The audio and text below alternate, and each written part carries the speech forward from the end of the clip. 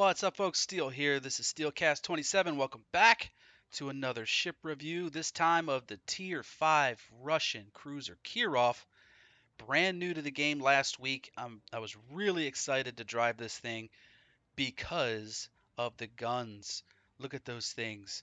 33.6 feet long, 57 caliber, 180 millimeters.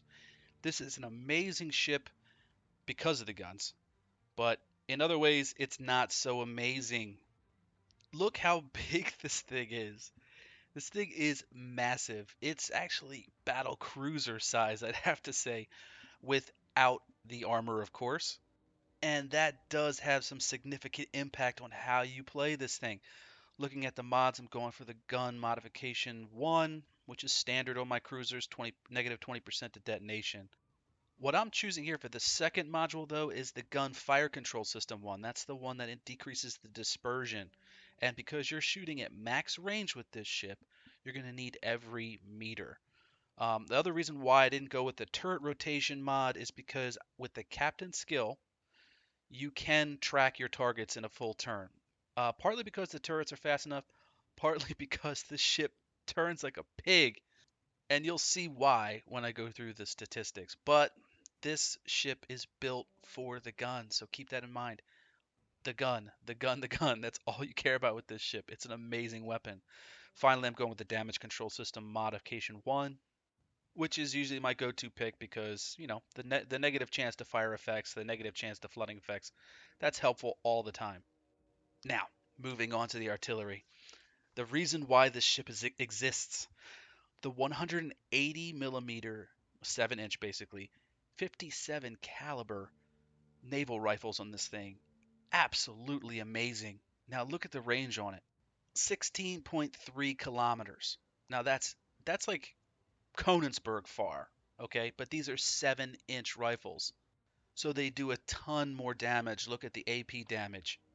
4,100 damage per shell. Now, to put that into context, that's over 12,000 damage per turret. Now, the HE damage is a little bit light, but one more thing. Check out that fire percent chance. That's without Demolition Expert. 16%. So with Demolition Expert, 19%, forget about it. You're setting battleships on fire all day. Moving on to the torpedoes, they hit very hard and they go very fast, 64 knots. But look at that range, only 4 clicks. You're not going to be using them much. Okay, let's talk about the AA. Now, fully upgraded with the top hull, this has got an AA rating of 33, which is actually pretty good for its tier. It's better than the Murmansk or the Omaha. So put that in perspective. Not much better, but better. So you will be shooting planes down. But the thing that hurts this ship the most, and to be quite frank, is the reason why the average damage isn't going to be that high on this thing comparatively. It goes 35.5 knots, so it's not a slouch. But look at that rudder shift time and the turning radius. 860-meter turning radius. That is battleship size. That's huge. On top of that, what the stats don't show is its acceleration is terrible, and so is its deceleration. So any tricks that you'd like to pull with your throttle, cutting back on the throttle and avoiding a shot, it might work, it might not. I really don't think it will. Mainly because after you throttle down, you're a sitting duck. It's going to take you forever to get back up to 35.5. And then finally, look at the concealment. That's terrible. 14.2. You're not going to sneak up on anybody in this thing. Well, it doesn't matter really. It's the guns that make this a fun ship. So let's take this thing into a terraining room. Here I'm going to set up my standard test, which is a 360-degree turn with guns firing. Typically, I count how many rounds that go out on target, but with this ship, because the turn time is so slow, I mean, there's a lot of things you could factor in. How many times you hit the target, how many rounds off you get, but really, you have to watch how slow this thing turns. I'm just, blah, it's so slow. But 15 seconds reload, that's 2 salvos, 18. I'm actually quite curious to see how long it takes to do a 360. That might actually help how many rounds it gets off. But there's so much damage going out. And look, I got a lot of health taken off on that Kirov. And the reason why I'm shooting at another Kirov is because, whoop, there you go. You can sit a Kirov from max range easily in this, and he's pretty angled. Well, that's because the Kirov only has 50 millimeters of armor all the way around, and there's really nothing to stop this type of firepower.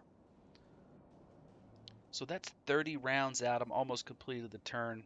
I think I might get a couple more salvos off. So let's see.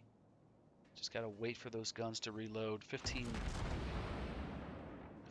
seconds can take forever. Those are the last rounds I'm going to get out before I complete the turn. That's 36 rounds out. That's not too bad, but the damage potential is so high. Look, the Kirov is already at, well, he's already at below half health, so that's a lot of damage out. But that turn took about 70 seconds to complete, which is 10 seconds slower than like a Kumo or a Phoenix. Not really fair to compare, but you're getting around, one shell out every 2 seconds over the course of the entire turn. But I did hit that Kirov 25 times out of 36 shells. I think that's actually pretty good. Alright, so let's bulldog some people. Now you're looking at an Omaha, which you're going to see quite frequently. Now watch what these 7-inch shells can do. That's a full broadside right through the nose. Look at how tight that dispersion is. I didn't get any citadels, but the Omaha can be sit from the front with 6-inch guns. So imagine what a 7-inch gun can do. Let's see what it does angled. Oh, Citadel. Oh my god, through an angled Omaha. You know what that means? That means it doesn't matter. Um, that's a really good angle for the Omaha. And if I'm still getting a Citadel out of a Kirov, there's nothing you can do. Oh my lord, this thing is just tearing it to pieces. And you have secondary guns. That's hysterical. Your secondary guns are going to be going off. Yeah, don't get close to a Kirov. They will tear you to shreds. Well, the opposite is you can tear them to shreds as well. All right, let's move on to the Kirov. And here we go. Let's try to test one salvo right through the nose and see if we can get any citadels. It's a really good looking ship from the front, to be honest. Oh my lord! Enemy cruiser destroyed. I have to stop this ship review really quick. I have to like take a walk or something to calm myself down. That was amazing. I'm in total shock. Did you see that? Oh my god. The Kirov's guns against the Kirov. I love it. Oh, well, maybe I don't because I'm driving a Kirov. I'm scared. So after that performance, a Konigsberg should be mincemeat. Eh, did I aim that bad?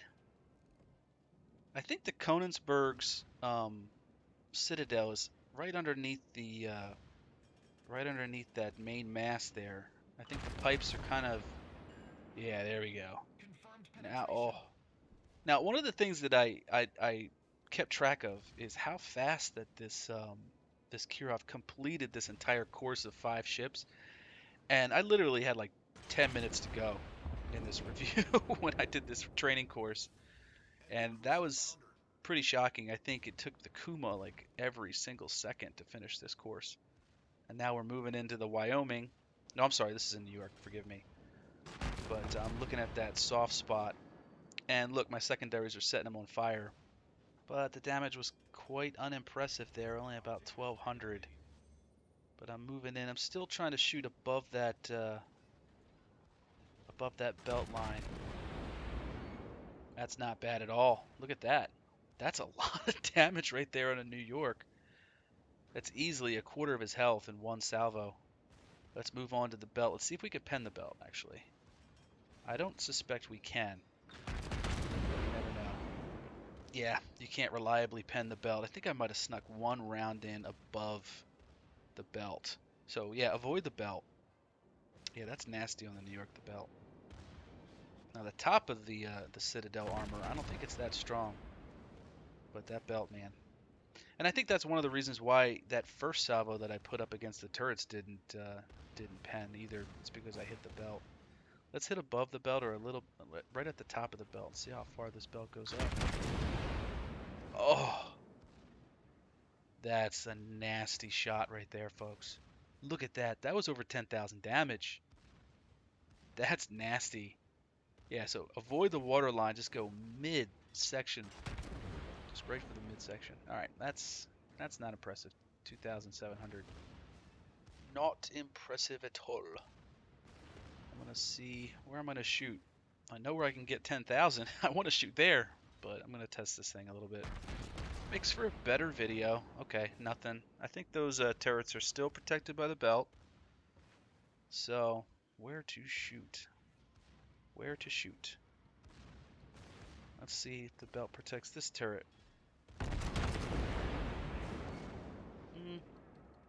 About 2,000, 3,000. Not great. Secondary still doing work. Thanks, guys. They're reloading those guns as fast as they can. I think it's got 3 secondaries per side.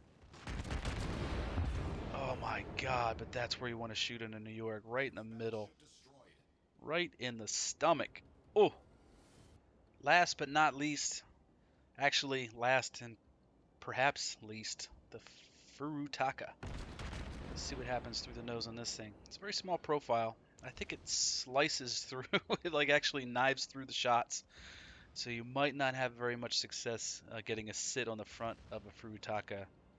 It was that way with the Murmansk too. So let's see if I can get a sit underneath the turret. Ah, look at that. Look at that. Furutaka, tough in the front. It's really tough. I'm impressed by the Furutaka. Of course, you can only shoot 2 guns when you're moving forwards in a Furutaka. Boom.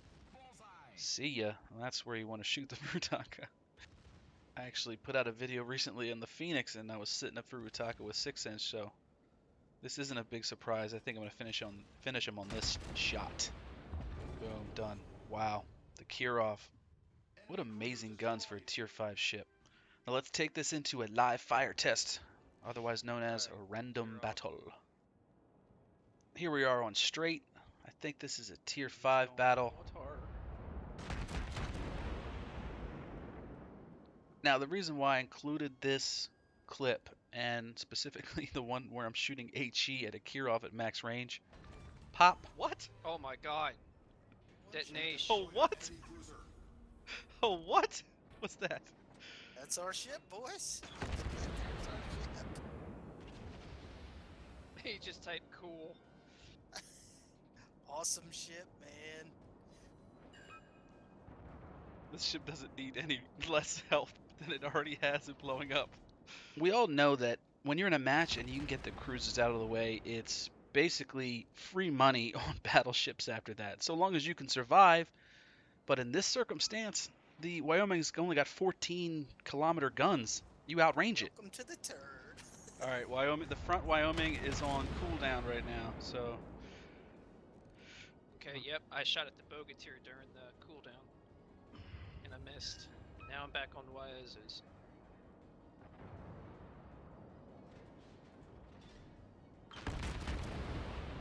Back on WoWs, boys.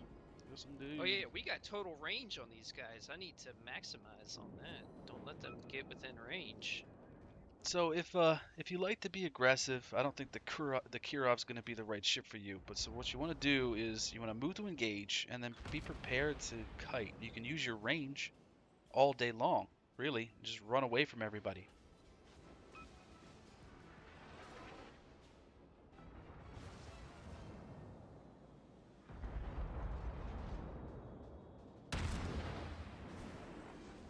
Now, you have so much range, though, that you're actually toying with the enemy sometimes. Knocked out that Kirov right away. There was the only long-range threat.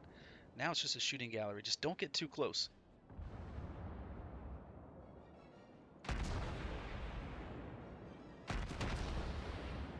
If you do get too close, you'll know about it. Or your teammates will let you know about it. Drinking 247 just got smashed, I think, by a Wyoming. Enemy cruiser foundered. Our team has taken the lead.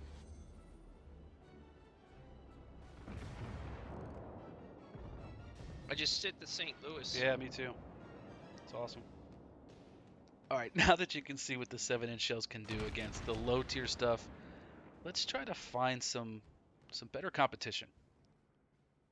So here we are on Land of Fire in a tier 7 match this time. We just capped A and scared off a Nagato, believe it or not, 3 Kirovs.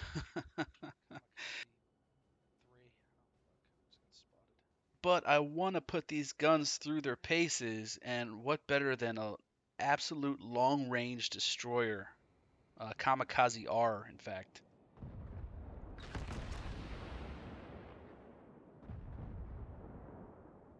Every ship you play, you're gonna have some adjustment time getting used to the lead for each of the guns, but this Kirov really makes it easy. That's not that much lead on a max range Kamikaze, and I still registered some hits.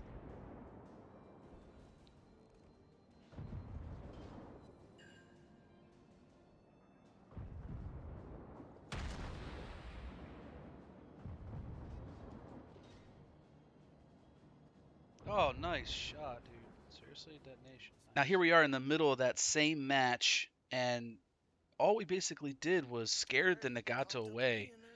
And here I'll be able to give you an example of what this ship can do against higher tier cruisers, in fact. Even though the Kirov is just a tier 5 ship, I think it's got tier 7 guns, really. You can easily penetrate any cruiser in that range, in that tier range. God damn it. It can shoot farther than at least one tier 8 that I know of, the Mogami. But the problem is with this ship, you just can't take hits.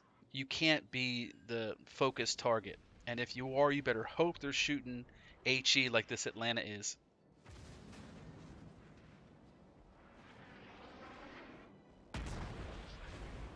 But wow, for any of you players that are facing the Kirov, you have to respect these 7-inch guns. You really do. I mean, they're murder sticks. With just a few well-placed shots, you can easily reach upwards of 20,000 damage in just a couple of salvos. That should be a kill shot. But RNG, gotta love it. I gotta wait 15 seconds before I can put the hurt on this Atlanta. Man, he wants me hard. Oh, what a shot. That's what a Kirov can do. That's upwards of 20,000 damage, full evasive maneuvers with my turret spinning around. Oh my god, I thought somebody else would kill him. For my next demonstration, it's going to be against a charging destroyer with HE loaded. Watch what the Kirov can do. Now, there are two limitations in this circumstance: the short range torps and the longer than normal reload, which is for a cruiser at least. But if you can land some shots on these destroyers, their health just melts. Now, I took his torpedo tube. I think he was going to try to drop some torps, but because he's not firing, he's probably just waiting for those torps to come back online. By that time, it's too late. Nice. Overall, I give this ship a B+. It has A+ guns for its tier. I think it has the best guns of any ship at its tier, perhaps even better guns than ships above its tier. But the reason why I knock it down is because it's a frustrating ship to play. And that's simply because you're going to have a great match, and then you're going to have a match where you get detonated, and then you're going to have an okay match, and then another okay match, detonation. It's that kind of a ship. In other words, if you like consistency, then this might not be the ship for you, but if you like big hits, then you're going to love this ship. Hey everybody, thanks for watching. Feel free to like or comment, and if you're interested in seeing more content in the future, subscribe. My live stream is currently on Twitch at the URL you can see right there. And if you're interested in even more World of Warships videos, I highly recommend The Taste. The link is down below. Thanks again.